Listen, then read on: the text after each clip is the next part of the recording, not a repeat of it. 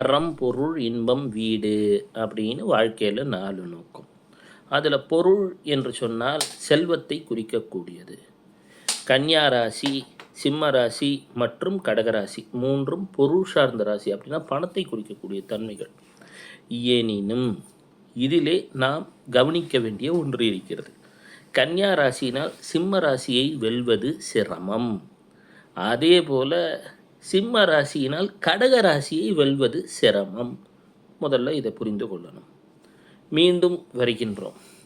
அரசியல் என்பது சூரியனை குறிக்கக்கூடிய தன்மை.